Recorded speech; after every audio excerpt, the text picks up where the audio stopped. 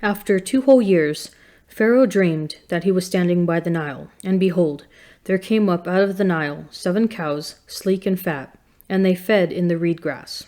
And behold, 7 other cows, gaunt and thin, came up out of the Nile after them, and stood by the other cows on the bank of the Nile. And the gaunt and thin cows ate up the 7 sleek and fat cows. And Pharaoh awoke, and he fell asleep and dreamed a second time.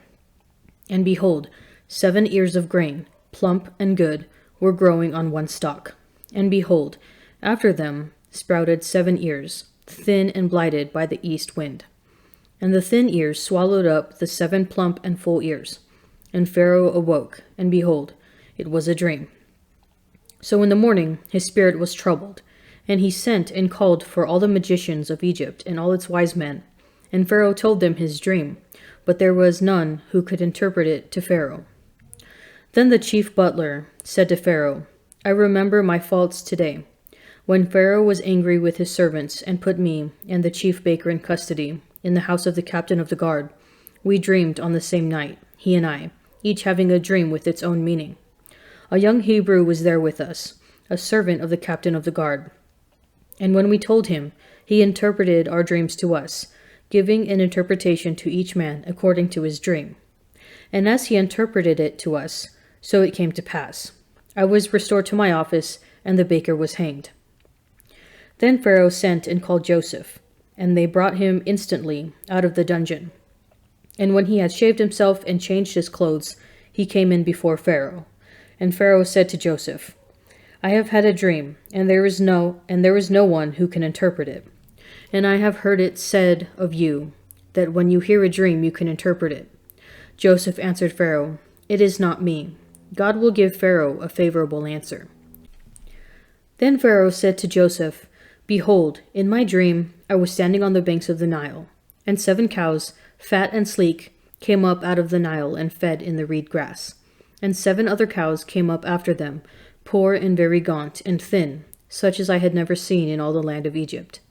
And the thin and gaunt cows ate up the first 7 fat cows, but when they had eaten them, no one would have known that they had eaten them, for they were still as gaunt as at the beginning. Then I awoke. I also saw in my dream 7 ears growing on one stalk, full and good, and 7 ears withered, thin, and blighted by the east wind, sprouted after them. And the thin ears swallowed up the 7 good ears, and I told it to the magicians, but there was no one who could explain it to me. Then Joseph said to Pharaoh, The dream of Pharaoh is one.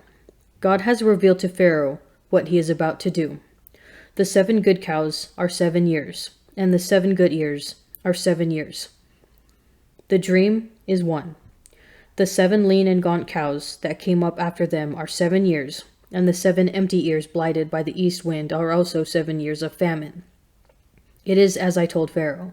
God has shown to Pharaoh what he is about to do.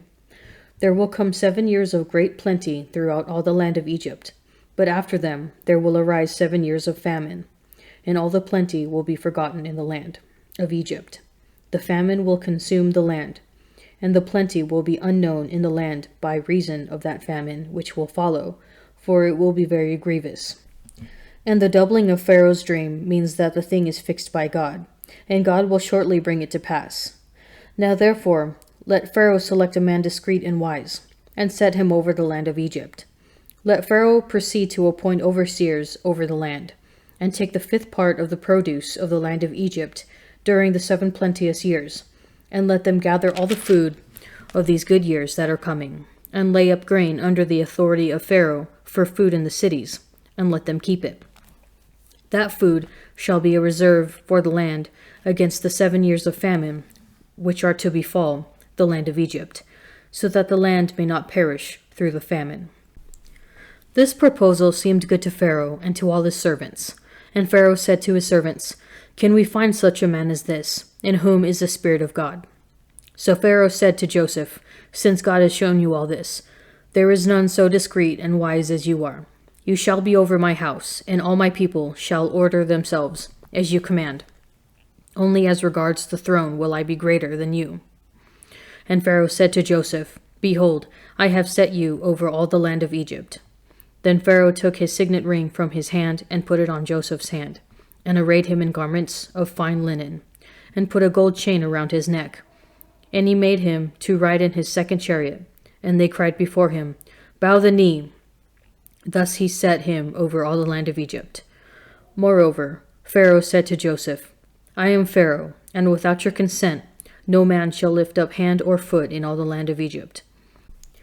And Pharaoh called Joseph's name Zaphanath-Paneah, and he gave him in marriage Asenath, the daughter of Potipharah, priest of On. So Joseph went out over the land of Egypt. Joseph was 30 years old when he entered the service of Pharaoh, king of Egypt. And Joseph went out from the presence of Pharaoh, and went through all the land of Egypt. During the 7 plenteous years, the earth brought forth abundantly, and he gathered up all the food of the 7 years, when there was plenty in the land of Egypt, and stored up food in the cities. He stored up in every city the food from the fields around it. And Joseph stored up grain in great abundance, like the sand of the sea, until he ceased to measure it, for it could not be measured. Before the year of famine came, Joseph had 2 sons, whom Asenath, the daughter of Potipharah, priest of On, bore to him. Joseph called the name of the firstborn Manasseh, for, he said, God has made me forget all my hardship and all my father's house. The name of the second he called Ephraim, for God has made me fruitful in the land of my affliction. The 7 years of plenty that prevailed in the land of Egypt came to an end, and the 7 years of famine began to come, as Joseph had said. There was famine in all lands, but in all the land of Egypt there was bread. When all the land of Egypt was famished, the people cried to Pharaoh for bread, and Pharaoh said to all the Egyptians, Go to Joseph. What he says to you, do. So when the famine had spread over all the land, Joseph opened all the storehouses, and sold to the Egyptians, for the famine was severe in the land of Egypt. Moreover, all the earth came to Egypt to Joseph to buy grain, because the famine was severe over all the earth. To the choir master, a psalm of David, the servant of the Lord, who addressed the words of this song to the Lord on the day when the Lord delivered him from the hands of all his enemies and from the hand of Saul. He said, The Lord rewarded me according to my righteousness. According to the cleanness of my hands he recompensed me. For I have kept the ways of the Lord, and have not wickedly departed from my God. For all his ordinances were before me, and his statutes I did not put away from me. I was blameless before him, and I kept myself from guilt. Therefore the Lord has recompensed me according to my righteousness, according to the cleanness of my hands in his sight. With the loyal you show yourself loyal. With the blameless man you show yourself blameless. With the pure you show yourself pure, and with the crooked you show yourself perverse.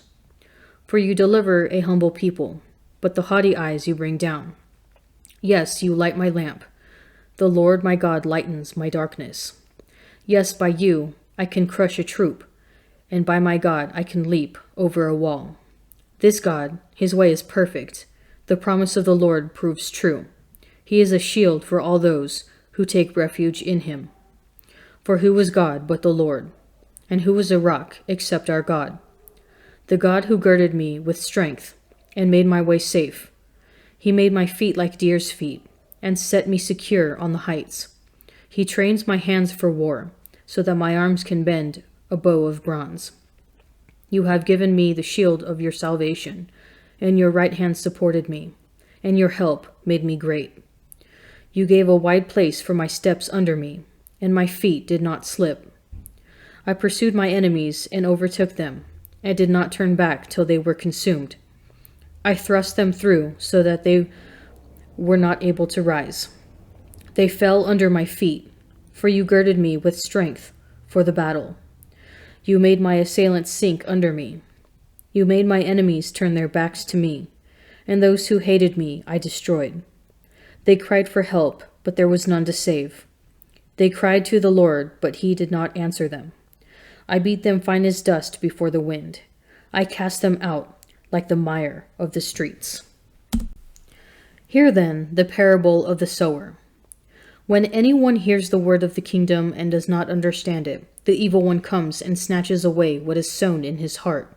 This is what was sown along the path. As for what was sown on rocky ground, this is he who hears the word and immediately receives it with joy. Yet he has no root in himself, but endures for a while.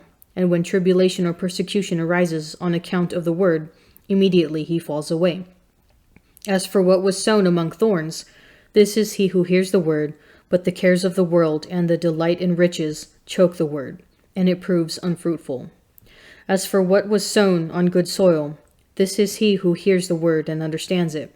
He indeed bears fruit and yields, in one case 100-fold, in another 60, and in another 30.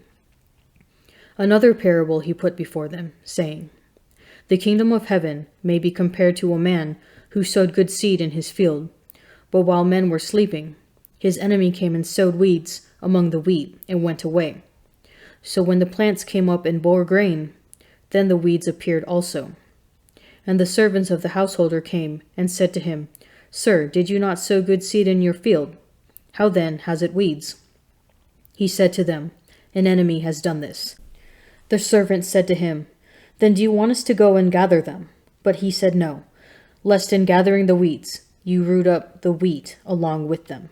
Let both grow together until the harvest, and at harvest time I will tell the reapers, Gather the weeds first, and bind them in bundles to be burned, but gather the wheat into my barn. Another parable he put before them, saying, The kingdom of heaven is like a grain of mustard seed, which a man took and sowed in his field. It is the smallest of all seeds, but when it has grown, it is the greatest of shrubs, and becomes a tree, so that the birds of the air come and make nests in its branches. He told them another parable. The kingdom of heaven is like leaven, which a woman took and hid in 3 measures of meal, till it was all leavened. All this Jesus said to the crowds in parables. Indeed, he said nothing to them without a parable. This was to fulfill what was spoken by the prophet. I will open my mouth in parables.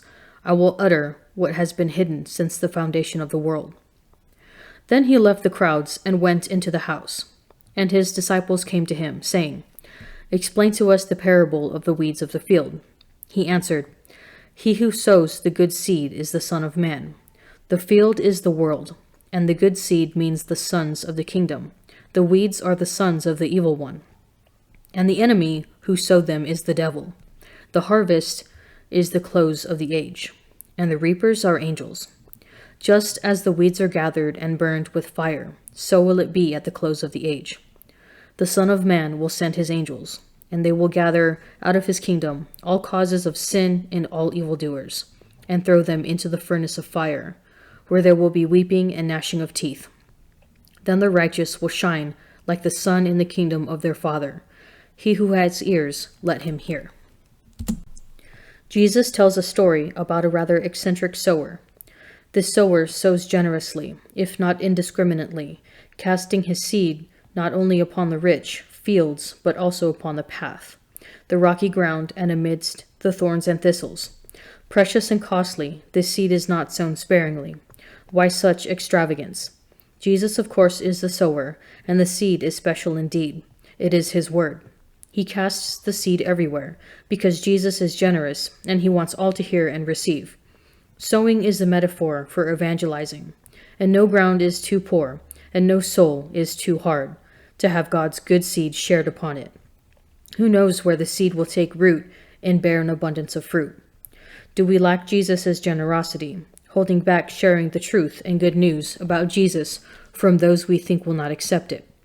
Jesus teaches us here that if we want to imitate him, we should not be miserly with his word, but share it with all. Who among your friends and family are you afraid to share the faith with? Who among those closest to you are the ripe field that simply awaits the planting of a small suggestion or invitation?